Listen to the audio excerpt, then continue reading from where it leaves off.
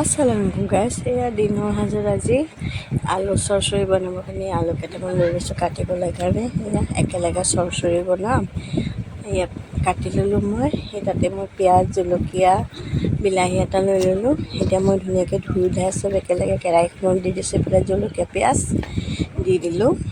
তাতে মই এতিয়া তেল অকণমান দিম, হালধি, জলকীয়া গুড়ি চব একেলগে চব মিক্স কৰি এতিয়া মই এই সোৱাদ অনুযায়ী নিমখ দি দিলোঁ। এতিয়া মই এই মিঠাতেল অকণমান দি ধুনীয়াকৈ সানি পুটিকে এইফালে মই তুলি দিলোঁ। এইফালে অকণমান হ'বলৈ দিওঁ। তাৰপিছত আকৌ এই অকণমান হৈ আহিলে ভাজিকণ, এতিয়া মই তাতে পানী দি দিম হ'বলৈ কাৰণে। এয়া হওক। এইফালে আকৌ মই তিতাকেৰেলা কাটি লৈছোঁ। এয়া তিতাকেৰেলাকেইটা ওলাই ল'লোঁ, ধুনীয়াকৈ কাটি লওঁ। দীঘলকৈ কাটিম। আজি আকৌ মই তিতাকেৰেলাকেইটা মিছা মাছ দি বনাম। মানুহজনক নকওঁ, মানুহজনীতো দেখিলে ক'ব কিৰা হয়। তাৰপিছত এইফালে আলু চৰচৰিটো হ'বলৈ হৈ আহিছে। আকৌ এইফালে মই আলু চৰচৰিটো অকণমান লৰাই ধুনীয়াকৈ ঢাকি দিওঁ। এইফালে মই মিছা মাছকেইটা বাছি ল'লোঁ।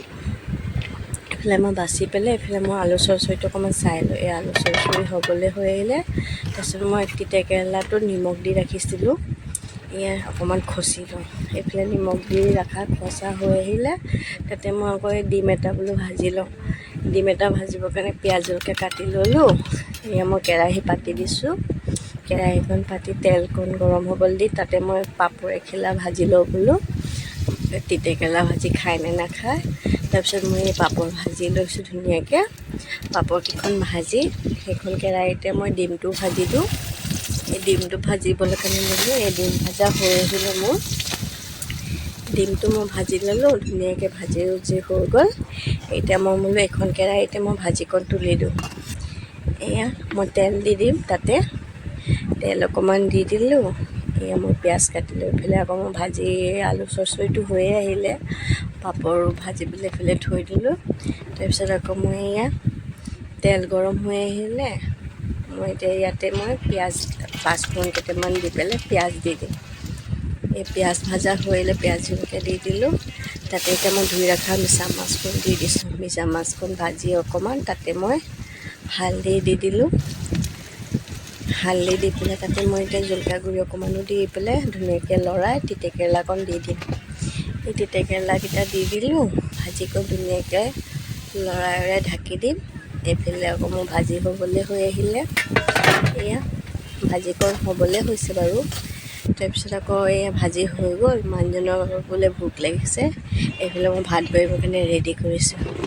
এয়া ধুনীয়াকৈ এয়া ভাত বাঢ়িবৰ কাৰণে মানুহজনক যোগাৰ কৰি লৈছোঁ। এইফালে মই ভাত বাঢ়িব ল'লোঁ, মানুহজনক দিলোঁ খাবলৈ কাৰণে। এইফালে আলু ভাজিটোও হৈ গ'ল।